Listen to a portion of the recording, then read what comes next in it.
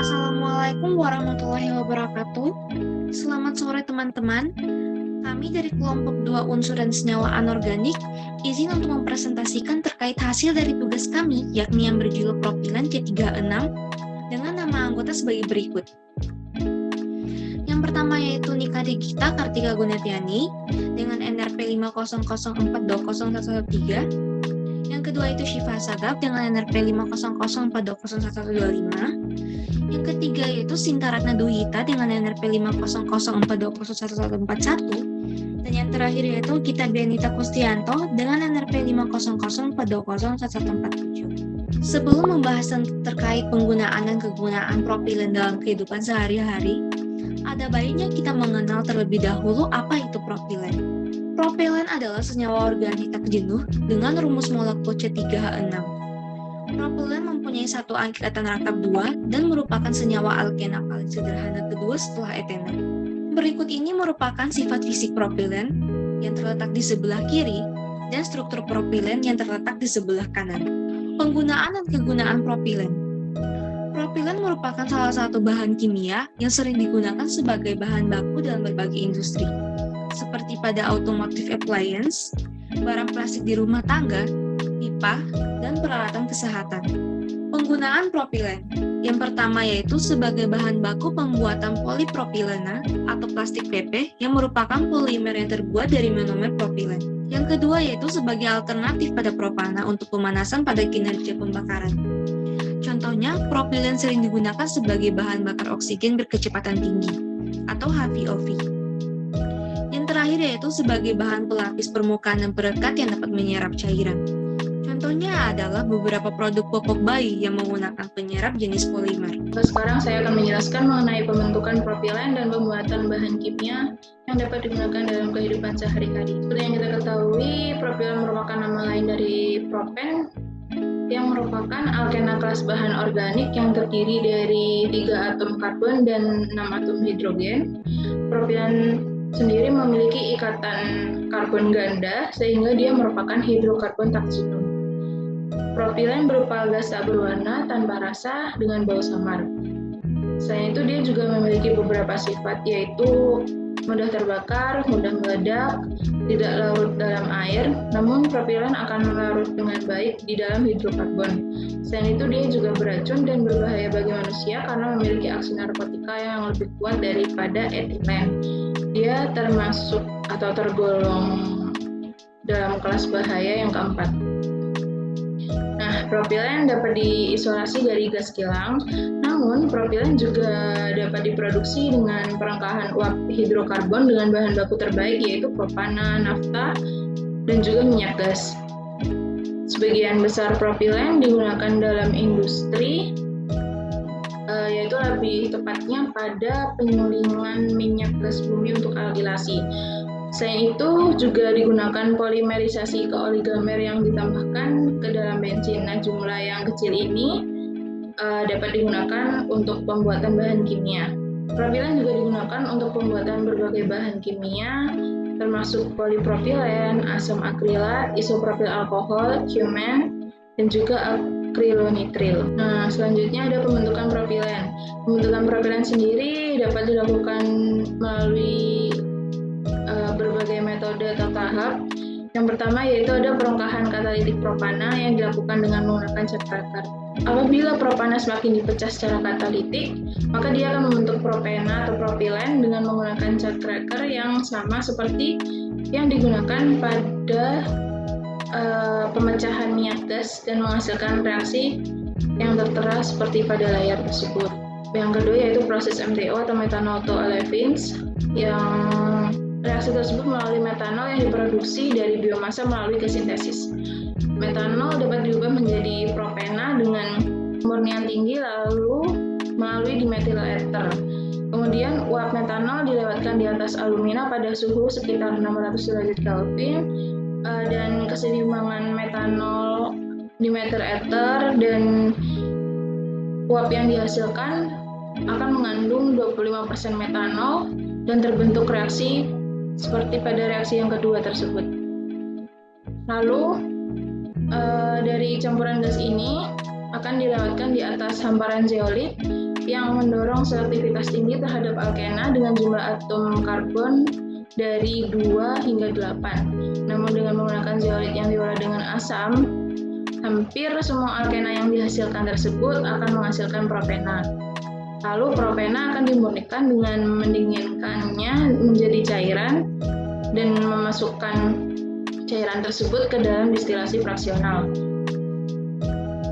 Lalu metode yang ketiga melalui reaksi antara etena dan butena, di mana etena berbasis bio dapat diperoleh dari dehidrasi bioetanol menggunakan katalis silika atau alumina, dan butena dapat diproduksi dengan dehidrasi biobutanol atau dengan dimerisasi. Dimerisasi etena menjadi but1-ena dilakukan dengan melewatkan etena yang dipanaskan di atas zeolit yang diresapi dengan kompleks logam transisi. Berbagai kompleks rodium, titanium, dan logam lainnya dapat digunakan menghasilkan reaksi seperti pada yang kedua. Campuran etena dan butena kemudian dipanaskan dan melewati katalis berdasarkan senyawa organik molybdenum 4 dan tungsten 4 serta senyawa organolutenium 2 dalam reaktor unggun dengan hasil akhir seperti reaksi yang ketiga. Lalu sejumlah kecil kokas diendapkan pada katalis dan dihilangkan dari waktu ke waktu dengan melewatkan udara panas melalui reaktor. Kemudian metode yang terakhir yaitu reaksi antara gas sintesis dengan etanol. Gas sintesis atau karbon monoksida dan hidrogen digunakan untuk mengubah bioetanol menjadi propan 1-ol.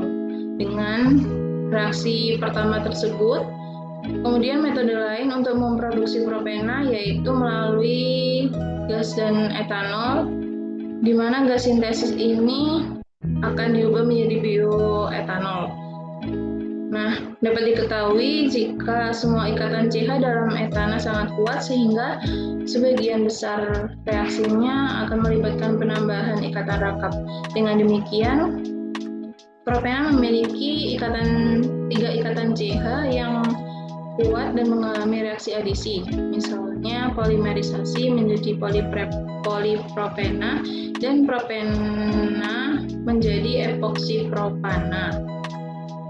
Namun dengan demikian, ikatan CH dalam gugus metil jauh lebih lemah dan propena memiliki banyak reaksi, di mana ikatan rangkap dipertahankan dan gugus metil mengalami reaksi substitusi. Selanjutnya ada pembuatan bahan kimia. Yang pertama yaitu polipropilen, dibentuk dengan polimerisasi propilen. Kemudian ada isopropil alkohol yang dibentuk dengan melalui reaksi solvasi dan hidrolisis asam sulfat.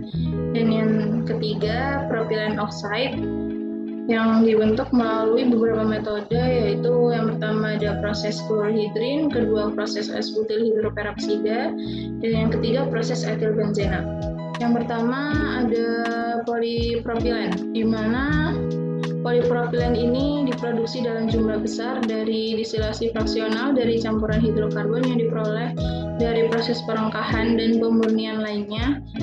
Di sini katalis Ziegler-Natta digunakan dalam polimerisasi propena menjadi polipropena pada tekanan rendah.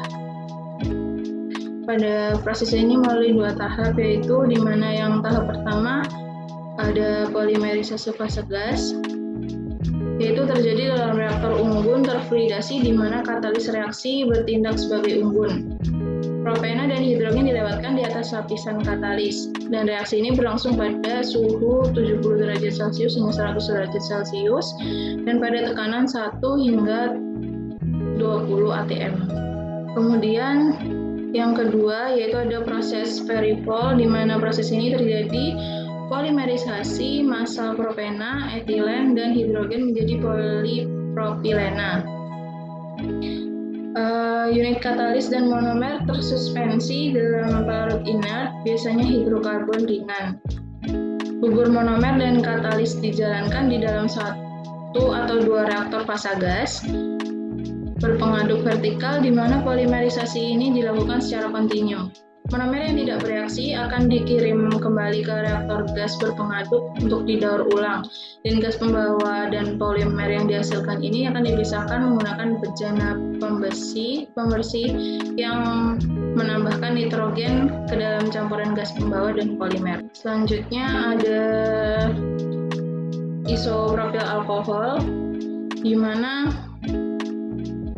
melalui reaksi sulfasi dan hidrolisis asam sulfat, sehingga asam sulfat akan diregenerasi dalam proses ini dan menghasilkan reaksi samping, yaitu diisopropil sulfat ditambah H2O menjadi diisopropil ether ditambah asam sulfat.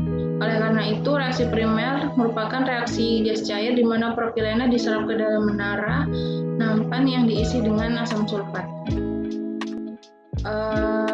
Kondisi pengoperasian ini berada pada suhu ruang tetapi tekanan 20 hingga 25 atm. Reaksi ini dapat dikatakan sangat eksotermik. Ada propilen oxide. Propilen oxide terbagi menjadi 3, yaitu yang pertama melalui proses klorohidrin, di mana klorohidrinasi sendiri merupakan reaksi antara olefin dan asam hipoklorit. Ketika propilena adalah reaktan, maka propilena klorohidrin diproduksi. Reaksi terjadi pada sekitar 35 derajat Celcius dan tekanan normal tanpa katalis apapun. Sekitar 87-90% hasil dapat dicapai. Didapatkan produk sampingan utama yaitu propilen diklorida, dan langkah selanjutnya adalah dehidroklorinasi klorihidrin dengan larutan CaOH 25%. Pada propilen oksida ini akan dimurnikan dengan pengupasan uap dan kemudian didistilasi. Produk sampingan propilena diklorida dapat dimurnikan untuk digunakan sebagai pelarut. Selanjutnya, propilen oxide dengan proses S-butyl hidroperoksida, yaitu melalui peroksidasi propilena. Oksigen pertama kali digunakan untuk mengoksidasi isobutana menjadi 1-butil hidroperoksida melalui katalis molybdenum naftenat pada suhu 90 derajat Celcius dan 50 psi. Kemudian hidroperoksida tersebut digunakan untuk mengoksidasi propilena menjadi oksida. Dengan demikian, hasil produk sampingan dapat bervariasi tergantung pada permintaan zat seperti dibutil alkohol atau stirena. Dan yang terakhir yaitu propilen oxide dengan proses etilbenzena. Proses ketiga ini melibatkan produksi propilena oxide dari etilbenzena. Dalam hal ini, stirena juga dapat diproduksi.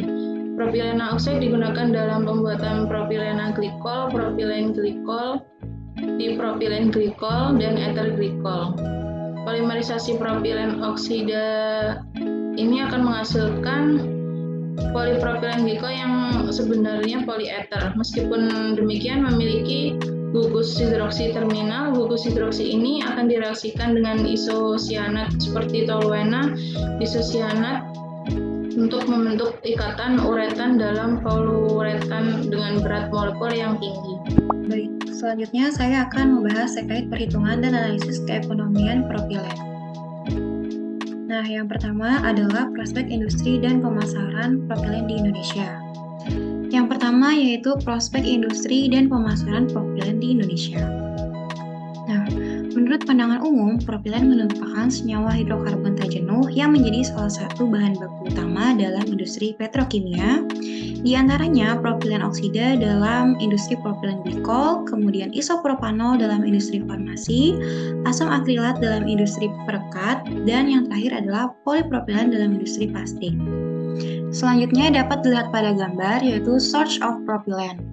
Yang pertama yaitu sebanyak 48% propilen diperoleh dari steam crackers, di mana steam crackers merupakan salah satu proses dalam industri petrokimia yang memecah rantai hidrokarbon jenuh menjadi rantai hidrokarbon tak jenuh dengan jumlah atom C yang lebih sedikit. Proses ini merupakan metode dasar dalam industri untuk memproduksi alkena yang lebih ringan atau yang biasa disebut olefin, yang di dalamnya termasuk etena atau etilena dan juga propena atau propilena. Kemudian sebanyak 40% diperoleh dari refineries atau pemurnian yang merupakan kegiatan produksi yang terdiri dari beberapa proses pengubahan suatu bahan baku menjadi produk yang lebih murni dan bernilai. Di mana propilen glikol dipisahkan dari wastewater dan sisa asetol sebagai produk intermediate dan propanol sebagai produk samping menggunakan metode destilasi. Kemudian yang terakhir sebanyak 12% itu diperoleh dari on purpose atau on purpose ini itu memang dibuat dengan tujuan tertentu. Misalnya di sini ada PDH dan MTP, yaitu prospek industri dan keekonomian propilen di Indonesia.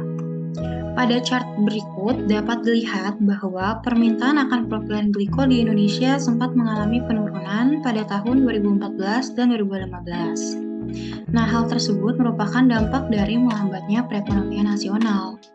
Namun, secara perlahan, permintaan propilen glikol di Indonesia merangkak naik, yaitu seiring dengan membaiknya perekonomian nasional yang berpengaruh positif terhadap kinerja industri pemakai propilen glikol di dalam negeri. Sehingga kebutuhan propilen glikol di dalam negeri pada tahun-tahun mendatang diperkirakan akan terus tumbuh. Nah, akan tetapi hingga awal tahun 2018, propilen glikol itu belum dapat diproduksi di dalam negeri. Sehingga seluruh kebutuhan bagi industri lokal masih mengandalkan pasokan dari impor. Nah, pada masa itu di Indonesia itu belum ada satupun investor yang tertarik menanamkan modalnya di sektor industri propilen glikol ini. Nah, melihat potensi pasar yang cenderung meningkat pada tahun ini, yaitu tahun 2022, pihak swasta yaitu dari PT Protech Mita Perkasa itu mematangkan rencana pembangunan pabrik biopropilen glikol pertama di Indonesia dengan investasi sebesar 50 juta dolar AS yang diharapkan dimulai pada tahun 2023. Selanjutnya, ekspor impor propilen di Indonesia. Nah, dengan belum diproduksinya propilen glikol di Indonesia, maka suplai bahan kimia ini dihitung dengan mengkurangkan antara nilai impor dengan ekspor pada tahun yang sama. Dengan asumsi tersebut, maka diketahui bahwa suplai propilen glikol di pasar dalam negeri sepanjang tahun 2013 hingga 2017 secara keseluruhan cenderung meningkat dengan laju sebesar 2,3% per tahun. Nah, kemudian pada data lain dapat dilihat sepanjang tahun 2011 hingga 2015 belum ada produksi pasar propilen glikol dengan mendorong impor bahan kimia yang cenderung meningkat. Hal ini terjadi karena produksi propilen glikol domestik belum mampu untuk mencukupi seluruh kebutuhan pasar dalam negeri. Nah, pada tahun 2011 lalu, impor propilen glikol Indonesia baru tercatat sebesar 386.042 ton dengan nilai 492.750 US dollar. Dalam 3 tahun berikutnya, impor terus meningkat dan mencapai sebesar 492.791 ton pada tahun 2016 dengan nilai 517.471 US dollar. Nah, seiring dengan terjadinya krisis ekonomi global, kinerja industri hilir propilen etilen glikol ini mengalami pelambatan. Sebagai dampaknya, impor propilen glikol di Indonesia pada tahun 2015 mengalami penurunan menjadi 475.209 ton, yaitu senilai 423.973 US dollar. Secara keseluruhan, volume impor propilen glikol Indonesia sebanyak tahun 2011 hingga 2016 cenderung meningkat dengan laju sebesar 4,3% per tahun, sedangkan nilai impornya justru menurun dengan laju minus 7,1% per tahun. Nah, perkembangan impor propilen glikol di Indonesia sepanjang tahun 2012 hingga 2016 dapat dilihat pada data tersebut. Sejumlah negara yang pada tahun 2015 lalu berhasil menguasai pasar propilen glikol di Indonesia merupakan negara Singapura dengan total pasokan mencapai 239.028 ton atau merupakan 50,3% dari total impor propilen glikol di Indonesia dengan nilai sebesar 231.000 US dollar atau dengan setara dengan sebesar 51,0%. Sebelumnya kita sudah membahas analisis ekonomi propilen di Indonesia. Sekarang kita akan beranjak ke analisis ekonomi propilen secara global atau di seluruh dunia. So, propen atau propilen adalah the second most important starting product untuk industri petrokimia di dunia. Bisa dilihat sendiri di sini Propilen adalah raw material atau starting material yang penting untuk pembentukan senyawa-senyawa organik seperti polipropilen, propilen oxide, cumin, akrilonitrile, alkohol, asam akrilik dan akrilat, dan lain-lainnya. Nah, senyawa-senyawa organik ini yang nantinya akan digunakan untuk bidang-bidang industri seperti di bidang otomotif, construction, tekstil, packaging, dan lain-lainnya. Nah, di sini juga disajikan grafik untuk global propellant market, yang mana di sini dihitung bahwa per tahun 2020, perkembangan market dari propellant secara mendunia atau secara global itu totalnya sebesar 3,67 billion US dollar dan akan diestimasi untuk naik sebanyak 5,66 billion US dollar, yang mana peningkatannya ini sebesar 4,50% berdasarkan CAGR. Nah, di sini juga disajikan grafik dari penggunaan propilen di berbagai bidang di industri, yang mana paling banyak mengonsumsi propilen adalah di bidang otomotif. Selanjutnya disusun oleh bidang konstruksi, tekstil, packaging, dan lain-lainnya. Nah, di sini juga disajikan konsumsi propilen di region-region besar di seluruh dunia. Jadi negara yang paling banyak mengonsumsi propilen adalah Cina, yang disusun oleh negara-negara Asia lainnya seperti Jepang, India, South Korea atau Korea Selatan, Taiwan, negara-negara yang ada di Asia Tenggara, dan lain-lainnya. Disusun oleh North and South America, Western and Central Europe, Middle East, dan negara-negara lainnya. Nah, kembali lagi membahas propilen ini merupakan starting material dari beberapa senyawa organik. Salah satunya adalah polypropylene. Jadi, di sini juga disajikan grafik polypropylene market, yang mana kenaikan market size dari polypropylene ini adalah sebesar 3% berdasarkan compounded annual growth rate atau CAGR dari tahun 2018 hingga tahun 2008, yang mana totalnya itu diakumulasi sebesar 117,8 billion US dollar per tahun 2020, yang mana nantinya akan meningkat hingga tahun 2028. Nah, bisa dilihat juga berdasarkan grafik, di sini ada warna-warna yang berbeda yang mengindikasi produk-produk yang berbeda. Jadi, polypropylene ini adalah bahan dasar dari fiber, film and sheet, raffia, dan lain-lainnya. Jadi, penggunaan polypropylene ini meningkat karena terdapat tren untuk pengaplikasian polypropylene yang disingkat PP di seluruh dunia untuk memproduksi otomotif, utamanya kendaraan light atau ringan, guna meningkatkan efisiensi dari bahan bakar. Nah, senyawa turunan dari propilen adalah polypropylene oxide seperti polyether polyol dan propylene glycol. Kan CAGR, compounded annual growth rate, ini market size-nya akan meningkat sebesar 5,4%, sehingga tahun 2031 totalnya itu mencapai 27,9 US dollar. Nah, jadi kenapa demikian? Lagi-lagi karena di dunia ini sedang ada peningkatan besar-besaran di bidang konstruksi dan industri, khususnya di otomotif. Jadi bisa dilihat sendiri juga di sini ada market ecosystem dari polypropylene oxide yang kita bisa lihat sendiri juga berdasarkan logo-logo di sini merupakan perusahaan-perusahaan yang terkenal di dunia, yang dimana di sini dibagi menjadi 3. Yang pertama adalah manufacturers dari polypropylene oxide, yang kedua adalah intermediate users, dan yang ketiga adalah pengguna raw materials. Nah, selanjutnya kita akan membahas propellant berdasarkan trade-nya atau ekspor dan impor. Bisa dilihat sendiri, di sini ada data ekspor per tahun 2020 dari propellant. Jadi, propellant sendiri paling banyak diekspor oleh negara Korea Selatan, yaitu mencapai 1,17 billion US dollar yang disusun oleh Netherlands, kemudian United States, kemudian Jepang, kemudian Taipei. Nah, untuk negara pengekspor propellant sendiri adalah China yang terbesar. Jadi China merupakan top destination dari propellant.